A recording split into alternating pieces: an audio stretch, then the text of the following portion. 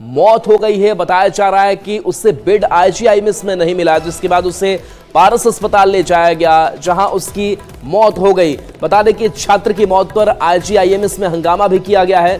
छात्रों ने आईजीआईएमएस निदेशक कार्यालय का घेराव किया है।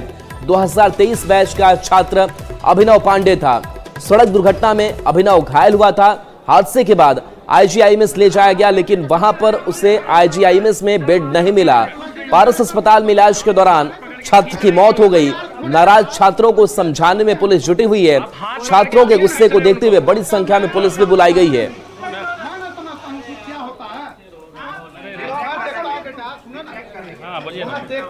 एक छात्र थे, सेकेंड ईयर के मेडिकल एमबीबीएस के छात्र थे, अभिनव कुमार नाम था। सड़क दुर्घटना में इनकी मृत्यु होने के बाद इलाज के क्रम में पारस अस्पताल में प्रकाश में आई। हम लोगों के द्वारा विधिवत सबका पोस्टमार्टम और आवेदन लेकर के अग्रिम कार्रवाई की जा रही है। छात्र का मांग है कि प्रशासन के द्वारा कोई भी यथोचित कदम नहीं उठाएगी। इस बिंदु को लेकर के ये लोग बैठे हुए हैं। आईजीआईएमएस में हंगामा बढ़पा है और हंगामा बढ़पने का कारण है छात्र अभिनव पांडे की मौत। पिछले 9 अप्रैल को सड़क दुर्घटना में वे गंभीर रूप से घायल हो गए थे और उसके बाद उन्हें आईजीआईएमएस में एडमिट कराने की कोशिश की गई, लेकिन जो छात्र हैं उनका आरोप है कि उन्हें आईजीआईएमएस में एडमिट नहीं लिया गया। एक निजी हॉस्पिटल में उनका इलाज चल रहा था, जहां इलाज के दौरान देर रात उनकी मौत हो गई। और देखिए, काफ़ी संख्या में इस घटना को लेकर छात्रों में नाराज़गी है। मेडिकल स्टूडेंट्स हैं आईजीआईएमएस के, सेकेंड ईयर के ये स्टूडेंट बताए जाते हैं। अभिनव पांडे जो मूल रूप से मोतिहारी के रहने वाले थे, एक तरफ मेडिकल स्टूडेंट है और इधर छात्राएं भी काफ़ी संख्या में बैठी हुई हैं। डायरेक्टर के आवास की यह तस्वीर है और डायरेक्टर के रवैये को लेकर ये नाराज़गी दिख रही है। विडम्बना ही है कि अपने ही मेडिकल स्टूडेंट को अपने कॉलेज में, हॉस्पिटल में जगह नहीं मिल पाती और इसी बात को लेकर यह नाराज़गी है। जो स्टूडेंट है, हम उनसे बात करते हैं। क्यों धरना पर आप लोग बैठे हैं? यहाँ एक स्टूडेंट का देहांत हो गया है, यहाँ पे बेड नहीं मिल पाया। अपने कॉलेज का रहते हुए यहाँ का स्टूडेंट था, फिर भी एफर्ट लिया था आप लोगों ने उस दिन? हम लोग बहुत प्रयास किए थे, हम लोग अच्छा खासा प्रयास किए थे, नहीं हो पाया। 3 दिन से हम लोग लगे हुए थे, फाइनली नहीं रह पाए। हम लोग के साथी थे, पारस में भर्ती कराना पड़ा। यहाँ से बगल में है, लेकिन फिर भी यहाँ पे कोई सुनवाई नहीं हुआ। ये सारा गैर जिम्मेदाराना हरकत जो हमारे निदेशक साहब का है, वो कहीं किसी भी तरह से एक्सेप्टेबल नहीं है। डायरेक्टर जो है किसी भी लेवल पे जो है हम लोगों को हेल्प नहीं किए हैं। आज जो है जब पेशेंट जो है अगर डेड भी कर गया, उसके बाद भी जो है हेल्प के लिए आए, केवल एम्बुलेंस के लिए, उसमें भी जो है इनका जो है कोई इंटरेस्ट नहीं रहा। लगा ये बोल रहे हैं कि जैसे ये हमारे ऊपर कृपा कर रहे हैं। साफ तौर पर जो मेडिकल स्टूडेंट्स हैं वो आरोप लगा रहे हैं कि यहाँ पर कितना गंभीर आरोप है आप समझ सकते हैं। 15वीं पुत्रों को बेड में असर हो पाता है। इसके अलावा दलाली का भी काम जो है यहाँ चल रहा है। लिहाजा जो नीडी होते हैं, जिनको ज़रूरतमंद जो लोग होते हैं, उनको बेड मिलने में काफ़ी परेशानी होती है। ये स्टूडेंट, जो मेडिकल स्टूडेंट हैं, जो जूनियर डॉक्टर हैं, ये आरोप लगा रहे हैं। ऐसे में देखना होगा आईजीआईएमएस प्रबंधन जो ये आरोप है उस पर खुद को कैसे खड़ा कर पाता है। लेकिन फिलहाल इस घटना ने कई सवाल खड़े कर दिए हैं। देखना होगा अब प्रबंधन इस पूरे मामले को लेकर क्या गंभीरता और एहतियात बरतता है। लेकिन निश्चित तौर पर डायरेक्टर की एक अहम जिम्मेवारी होती है। किसी भी संस्थान का डायरेक्टर जो है वो सारी चीज़ों के लिए जवाबदेह होता है। लेकिन जिस तरीके से ये आरोप डायरेक्टर के ऊपर लगा है, देखना होगा आईजीआईएमएस प्रबंधन अब इस पूरे मामले में अपनी तरफ से क्या सफाई देता है। कैमरा पर्सन अजय दुबे के साथ संजय कुमार, न्यूज़ 18 पटना। और संजय हमारे साथ न्यूज़ 18 संवाददाता जुड़े हुए हैं। संजय, इस मौत के बाद सवाल भी कई है, आईजीआईएमएस प्रबंधन की तरफ से भी कुछ जवाब सामने आ पाया है, क्योंकि उसी का छात्र और उसकी मौत हो जाती है, बेड नहीं मिलता है। देखिए, बिल्कुल डायरेक्टर का जो आवास है वहाँ पर धरना पर सैकड़ों की संख्या में जो मेडिकल स्टूडेंट है वो बैठे हुए हैं और बताया जा रहा है कि वो आवास के अंदर हैं। हालांकि उनसे संपर्क नहीं हो पाया है, लेकिन वहाँ पर एहतियात के तौर पर काफी संख्या में पुलिस बल की तैनाती की गई। जो छात्र हैं उनका कहना है कि अपने ही हॉस्पिटल में अगर किसी स्टूडेंट को सीट नहीं मैसर हो पाता है तो ये कितनी बड़ी विडंबना। और जाहिर सी बात है, इसी बात को लेकर ये नाराजगी है। उनका कहना है कि जब तक डायरेक्टर जो है वो रिजाइन नहीं करते हैं, तब तक इसी तरीके से वो इंडिफिनिट धरने पर बैठे रहेंगे। बहरहाल डिस्ट्रिक्ट एडमिनिस्ट्रेशन की टीम भी पहुंची है, छात्रों को समझाने बुझाने का प्रयास जारी है, लेकिन वो ठोस परिणाम चाहते हैं। वो चाहते हैं कि रिटेन में उनको एश्योरेंस मिले कि आगे से इस तरह की घटना की पुनरावृत्ति नहीं होगी और मेडिकल स्टूडेंट जो हैं उनके लिए सीट जो है वो रिजर्व रखा जाए किसी भी अकस्मात स्थिति के लिए। बहरहाल देखना होगा अब क्या कुछ हल निकल कर सामने आता है, लेकिन फिलहाल छात्र धरने पर बैठे हुए हैं और प्रशासन और जो कॉलेज मैनेजमेंट है आईजीआईएमएस वो समझाने बुझाने की कोशिशों में जुटा हुआ है। राहुल, बिल्कुल, शुक्रिया संजय इस अपडेट के लिए आपका। और देखिए पटना से एक और बड़ी खबर है, मुख्यमंत्री नीतीश कुमार से जुड़ी हुई यह खबर है, जहां एक कड़े मार्ग से मुख्यमंत्री नीतीश कुमार अचानक निकले और अशोक चौधरी के घर पहुंच गए। और खबर यह भी सामने आ रही है कि मुख्य सचिव दीपक कुमार भी घर गए, विजय चौधरी के घर भी मुख्यमंत्री नीतीश कुमार पहुंच गए और उनसे भी जाकर के मुलाकात की। तो देखिए पिछले दिनों भी ठीक ऐसे ही मुख्यमंत्री अचानक अपने आवास से निकले थे और कई नेताओं से मुलाकात की थी। हालांकि इस मुलाकात में बात क्या हुई है ये भी समझना जानना जरूरी है, लेकिन ऐसा अमूमन होता है कि मुख्यमंत्री नीतीश कुमार अचानक पटना की सड़कों पर निकल जाते हैं, किसी नेता के घर पहुंच जाते हैं, वहां पर जाकर के बातचीत करते हैं। तो ये तस्वीर आपको दिखा रहे हैं, जहां देखिए ये काफिला सीएम आवास से बाहर निकला और ये काफिला जो है वो मंत्री अशोक चौधरी के घर पहुंच गया। विजय चौधरी के घर भी मुख्यमंत्री नीतीश कुमार पहुंचे और इस दौरान सीएम नीतीश कुमार के साथ मुख्य सचिव दीपक कुमार भी मौजूद थे और ये दो बड़े करीबी नेता माने जाते हैं मुख्यमंत्री नीतीश कुमार के, और इन नेताओं के घर खुद पहुंच गए और वहां पर जाकर उन्होंने मुलाकात की। और देखिए बिहार में जो चुनावी जो पोस्टर है वो अब लगाया जा रहा है, इस पोस्टर के जरिए ही एक दल दूसरे दल पर सियासी पलटवार कर रहे हैं। एक पोस्टर जो है वो आरजेडी को लेकर के लगाया गया है, लालू प्रसाद यादव को लेकर के लगाया गया है और उनके परिवार के लोगों पर जोरदार हमला इस पोस्टर के जरिए बोला गया है। लालू परिवार को सनातन का दुश्मन बताया गया है। ये पोस्टर पूरे पटना में लगा है।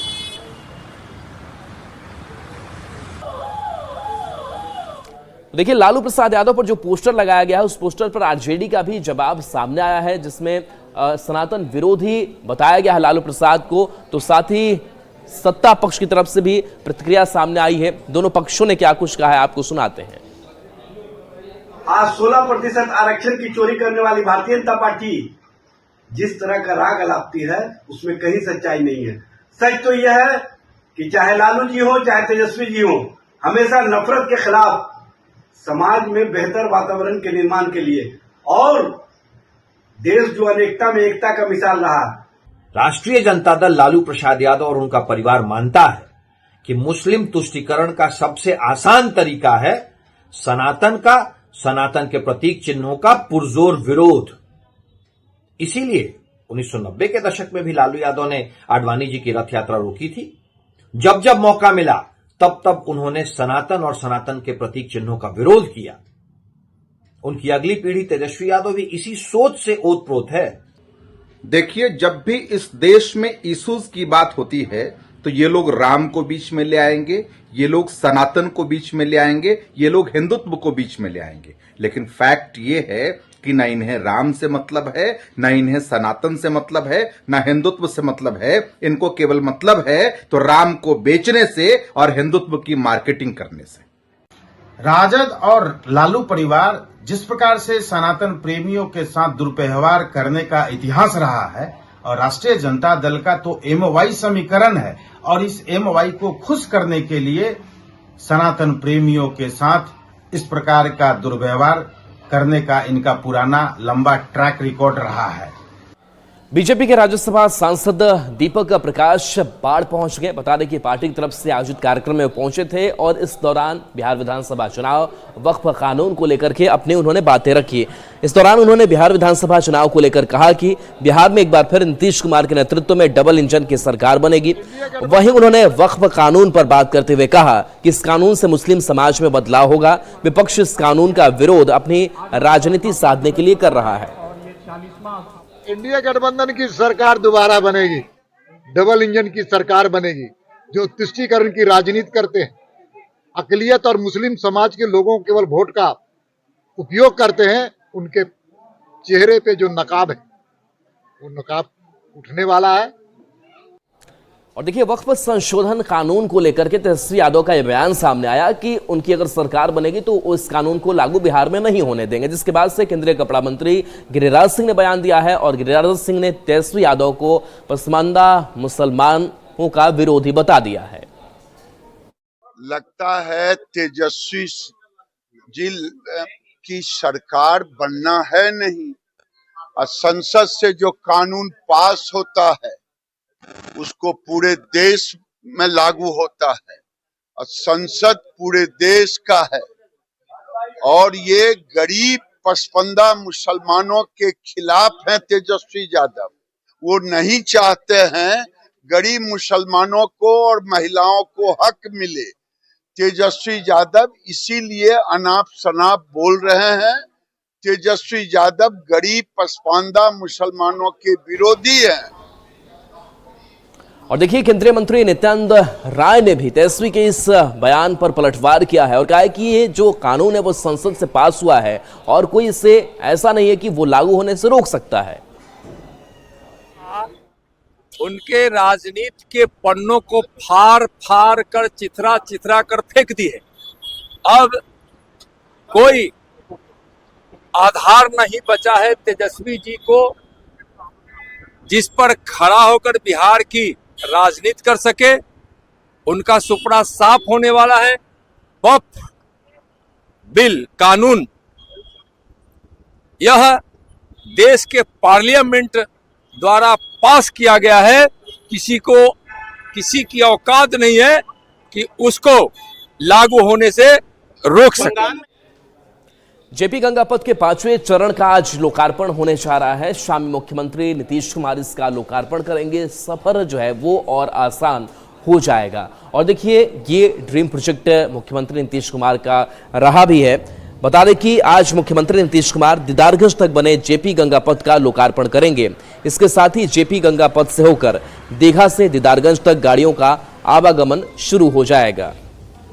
कुमार आज पटना वासियों को एक बड़ी सौगात देने जा रहे हैं। ये सौगात जो है वो जेपी गंगा पथ के 5वें चरण का लोकार्पण है और यहाँ पे देख सकते हैं कि लोकार्पण की तैयारी जो है वो पूरी कर ली गई है।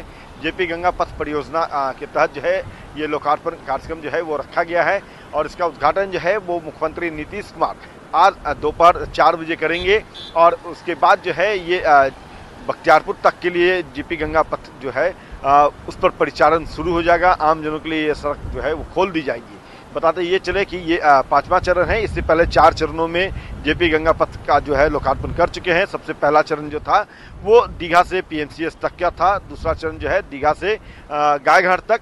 तीसरा चरण जो था वो गायघाट से कंगन घाट और चौथा चरण जो था लोकार्पण का वो था कृष्णा घाट संपर्क पथ का। और आज 5वां चरण है, जब 5वें चरण के तहत जो है वो मुख्यमंत्री नीतीश कुमार जो है वो कंगन घाट से बख्तियारपुर तक के लिए जो पथ बने हैं उसका लोकार्पण करेंगे। और ये परियोजना जो है वो 3800 से अधिक जो राशि खर्च की गई है उसके आधार पर तैयार किए गए हैं। और ये लोकार्पण समारोह में जो है, इस लोकार्पण समारोह में वो उप मुख्यमंत्री दोनों जो है सम्राट चौधरी, विजय कुमार सिन्हा मौजूद रहेंगे। विधानसभा के जो अध्यक्ष हैं नंद किशोर यादव वो भी मौजूद रहेंगे। पथ निर्माण मंत्री जो है नितिन नवीन, पटना पाटलिपुत्र के जो सांसद हैं रविशंकर प्रसाद वो भी रहेंगे। दीघा के विधायक संजीव चौरसिया और जो विधायक हैं अरुण कुमार सिन्हा वो भी मौजूद रहेंगे। सभी की मौजूदगी में ये 5वें चरण का जेपी गंगा पथ का जो लोकार्पण है वो कार्यक्रम जो है वो शाम 4 बजे जो है वो संपन्न होगा। तो कह सकते हैं कि बिहार वासियों के लिए एक बड़ी सौगात देने का वादा जो राज्य सरकार ने किया था, जो सपना नीतीश कुमार ने देखा था, वो आज पूरा होने के कगार पे है। आज शाम वो पूरा हो जाएगा। अमित कुमार, न्यूज 18 पटना। 26 से 11 मुंबई हमले का मास्टरमाइंड अब से कुछ ही घंटों बाद से भारत में होगा। तहव्वुर राणा को विशेष विमान से भारत लाया जा रहा है और भारत लाने को लेकर के जो विशेष इंतजाम है, कड़ी सुरक्षा है, वो भी करके रखी गई है। बता दें कि दोपहर तक उसे भारत लाया जाएगा। जांच एजेंसी एनआईए और खुफिया एजेंसी की एक ज्वाइंट टीम तहव्वुर राणा को लेकर स्पेशल फ्लाइट से रवाना हो चुकी है। तहव्वुर ने भारत आने से बचने के लिए अमेरिकी सुप्रीम कोर्ट में याचिका दायर की थी, जिसे खारिज किया गया था। तहव्वुर राणा को 2009 में FBI ने गिरफ्तार किया था। राणा को अमेरिका में लश्कर तैयबा का समर्थन करने के लिए दोषी ठहराया गया था। अब तक वह लॉस एंजलिस के एक डिटेंशन सेंटर में बंद था। अब 2008 मुंबई आतंकी हमलों के दोषी तहव्वुर राणा को अमेरिका से भारत लाया जा रहा है। 26 नवंबर 2008 को मुंबई में आतंकवादी संगठन लश्कर तैयबा के 10 आतंकवादियों ने हमले किए थे, जिसमें 175 लोग मारे गए थे। देश के लिए, मिनिस्ट्री ऑफ एक्सटर्नल अफेयर्स के लिए और एनआईए के लिए ये बहुत बड़ी अचीवमेंट है। आप जानते हैं कि ये 15 साल पुराना मामला था। इसमें कितना प्रयास किया गया है ये तो सिर्फ एनआईए के वो ऑफिसर ही जानते हैं जिन्होंने इस केस पर काम किया है। आतंकी तोहर राणा की कोर्ट में पेशी से पहले जो सुरक्षा है वो कड़ी कर दी गई है। पटियाला हाउस कोर्ट की अगर बात करें तो यहां पर कई लेयर में सुरक्षा रखी गई है। यहां पर जवानों की मुस्तैदी है। बता दें कि पूरे इलाके को छावनी में तब्दील कर दिया गया है। पटियाला हाउस कोर्ट में आज मीडिया की भी एंट्री बंद कर दी गई है। सभी गेटों पर सुरक्षाकर्मी को तैनात किया गया है। पैरा मिलिट्री फोर्स और दिल्ली पुलिस को पटियाला हाउस कोर्ट के इलाके में तैनात कर दिया गया है। 26/11 हमले के मास्टरमाइंड तहव्वुर राणा की आज पटियाला हाउस कोर्ट में पेशी होगी, लेकिन पेशी से पहले पटियाला हाउस कोर्ट में सुरक्षा व्यवस्था चाक चौबंद कर दी गई है। पूरे सुरक्षा के घेरे को आप देख सकते हैं। यहाँ पर पैरामिलिट्री फोर्सेस के जवान हैं, दिल्ली पुलिस के यहाँ पर जवानों की आप तादाद देख सकते हैं। पूरे कोर्ट परिसर में इस समय इसी तरह से फोर्स का डिप्लॉयमेंट है। सभी गेटों पर यहाँ पर फोर्स की तैनाती होगी और फोर्स को इसलिए तैनात किया गया है ताकि कोई भी अनहोनी, कोई भी गड़बड़ी करने की आशंका होती है तो तुरंत एक्शन होगा, और इसके लिए यहाँ पर फोर्स को तैनात किया गया है। दिल्ली पुलिस के जवान और पैरामिलिट्री फोर्स की तैनाती के बीच यहाँ पर तहव्वुर राणा को लाया जाएगा कोर्ट में, उसकी पेशी होगी। पटियाला हाउस कोर्ट की ये तस्वीरें आप देख रहे हैं न्यूज़ 18 इंडिया के कैमरे पर। तहव्वुर राणा 26/11 का मास्टरमाइंड और उसकी प्रत्यर्पण के बाद, पेशी के बाद सुरक्षा व्यवस्था काफ़ी अलर्ट पर, हाई अलर्ट पर इस वक्त पटियाला हाउस कोर्ट की हर गेट की चौकीदारी यहाँ पर आप देख सकते हैं, चौकसी बरत रहे हैं। कोई भी यहाँ पर कुछ भी करता है तो तुरंत एक्शन लेने के लिए कहा गया है, और पूरे जो पटियाला हाउस कोर्ट के गेट हैं सभी में इस तरह से अलर्ट रखा गया है। पैरामिलिट्री फोर्सेस के जवान और दिल्ली पुलिस के जवान, महिला पुलिस, ये सभी यहाँ पर इस चाक चौबंद सुरक्षा व्यवस्था के साथ तैनात हैं। और कुछ देर बाद यहाँ पर जब तहव्वुर राणा को लाया जाएगा तो उस वक्त से पहले ही मीडिया की एंट्री भी बैन कर दी गई है और किसी को भी अंदर जाने की परमिशन नहीं है, क्योंकि आज बड़ा केस है और इसीलिए यहाँ पर इस तरह के इंतजाम है। हालांकि छुट्टी का दिन है, सरकारी छुट्टी का दिन होने के बाद भी यहाँ पर अलर्ट काफ़ी हद तक टाइट यहाँ पर दिखाई दे रहा है। कैमरामैन जयपाल रावत के साथ दीपक बिष्ट, न्यूज़ 18 इंडिया, दिल्ली। तंवर का भारत आना मोदी सरकार की कूटनीति की जीत है। ये बात गृह मंत्री अमित शाह ने न्यूज़ 18 के खास कार्यक्रम राइजिंग भारत समिट में कही है। साथ ही उन्होंने कहा कि आखिर किसी और सरकार ने भारत में नहीं लाया। राणा का जो है एक्स्ट्राडिशन जो है हो रहा है, वो कुछ दिनों में यहाँ आ जाएंगे। क्या डेविड हेडली के लिए भी हम ये वो करेंगे? कुछ उम्मीद है कि वो भी? देखिए, मोदी सरकार का प्रयास है कि जिन लोगों ने भी भारत की जमीन, भारत का सम्मान और भारत के नागरिकों के साथ दुर्व्यवहार भी किया है, वो हमारे कानून के जद में लाना चाहिए।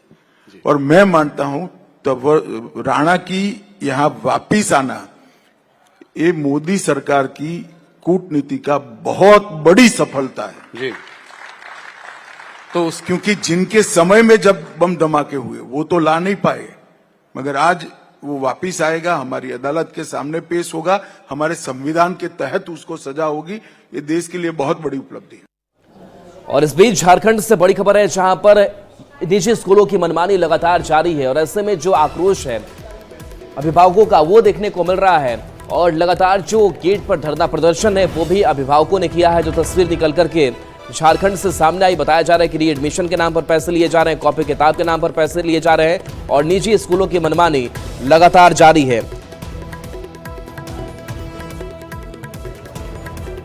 देखिए, कुछ प्राइवेट स्कूलों में बिल्कुल लूट जारी है और सरकार के बिल्कुल नाक के नीचे। अब आप देखें, रीएडमिशन के नाम पर लाखों रुपए वसूले जाते हैं छात्रों से, कॉपीज़ को एक ही दुकान से खरीदने कहा जाता है, यहाँ तक कि यूनिफॉर्म को भी अमुक दुकान से खरीदा जाता है क्योंकि उससे कमीशन मिलता है। और भाई, झारखंड सरकार ने तो झारखंड शिक्षा न्यायाधिकरण जेट का गठन किया था, जो बुरे तरीके से पंगु हो चुका है, और झारखंड शिक्षा न्यायाधिकरण के एक्ट में भी संशोधन करके उसको शक्तियाँ दी गई। लेकिन साहब, जेट क्या कर रहा है? जेट पूरे तरीके से सुस्त है, जिसका मुख्य गठन ही हुआ था कि इन सारी जो विसंगतियां हैं इस पर ध्यान दें। तो हम सरकार से मांग करते हैं कि जेट को सक्रिय बनाए और जो फीस कमेटी का आदेश है उसका क्रियान्वयन स्कूल स्तर पर हो। तो देखिए, बीजेपी के आरोपों पर जेएमएम ने पलटवार किया है और कहा है कि सरकार इस मनमानी रवैये के खिलाफ गंभीर है। लगातार निजी स्कूलों को निर्देश भी दिए जा रहे हैं और कहा कि विभागीय मंत्री ने समिति बनाई है और जल्द ही निजी स्कूलों की मनमानी पर अंकुश लगेगा।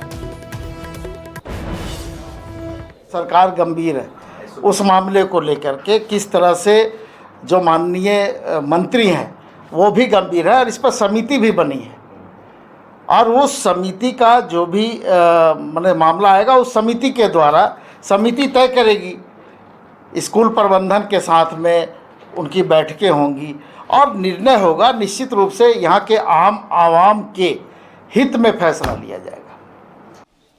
और देखिए खबर बेगूसराय पर महिला पर एसिड अटैक हुए मामले को लेकर के है, जहां पर जिस मां ने ये कहा कि अगर बेटा उसका दोषी है तो उस पर कड़ी से कड़ी कार्रवाई की जाए, उसे सजा दी जाए। लेकिन इन सब के बीच मानवाधिकार आयोग को चिट्ठी भी उसने लिखी, कड़ी सजा की मांग की। तो दूसरी ओर आरोपी की मां के इस कदम का कुछ दबंगों ने कड़ा विरोध किया है और स्थानीय दुकानदारों से बोलकर आरोपी की मां और उनके बच्चों का दाना पानी बंद करा दिया है। आरोपी की मां ने मानवाधिकार आयोग, राष्ट्रीय महिला आयोग, बिहार के डीजीपी और बेगूसराय एसपी के सामने सुरक्षा की गुहार लगाई है।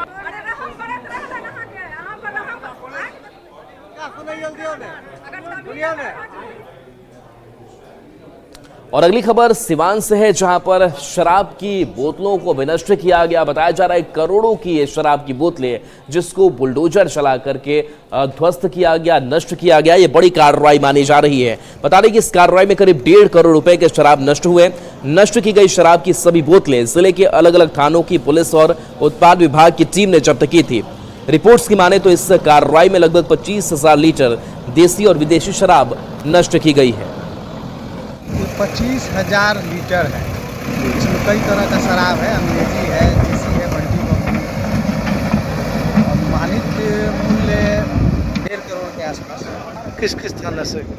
आंदर है, चैनपुर है, जीबी नगर है, मैरवा है, सब थाने से और ज़्यादातर एक्साइज भी। और छपरा से खबर है, जहां पर बजरंग दल के कार्यकर्ता की हत्या के बाद से यहां तनाव का माहौल है। लोग लगातार प्रशासन से कार्रवाई की मांग कर रहे हैं। लोगों में आक्रोश भी दिखाई दे रहा है। बता दें कि नगर थाना के रौजा गांव में बजरंग दल कार्यकर्ता की हत्या के बाद इलाके में तनाव की स्थिति है। बताया जा रहा है कि मृत कार्यकर्ता बीती रात से लापता था और आज उसका शव रौजा दीवारा इलाके में मिला। घटना के बाद पुलिस मामले में 2 अलग अलग एंगल से जांच कर रही है। हालांकि घटना के बाद संदिग्ध आरोपी फरार बताए जा रहे हैं। वहीं एडिशनल एसपी के नेतृत्व में पुलिस की टीम घटना स्थल पर लगातार कैंप कर रही है। बच्चा है अबरार नाम का, वो उसके साथ लास्ट लोकेशन में देखा गया है, वही गंगा जी की तरफ गया था। अब आगे का क्या रियलिटी है ये तो प्रशासन से हम लोग यही मांग करते हैं कि 100% जो मुजरिम है उसको पकड़ना होगा, चाहे इसके लिए जो हो जाए। हम लोग छोड़ेंगे नहीं, मुजरिम को तो छोड़ना ही नहीं है। वही तो मामला अंडर इन्वेस्टिगेशन है। एक प्रिंस गुप्ता करके 22 वर्षीय लड़का था। वो दिन में रेस्टोरेंट में खाना खाया और शाम में यहाँ आया है। तो लास्ट लोकेशन पे जिसके साथ देखा गया था उसको डिटेन किए पूछताछ के लिए, और घर वाले ने जिस पे शंका जाहिर किया था कि पहले से धमकी दिया वो भी डिटेन है और अभी विधि व्यवस्था समान है।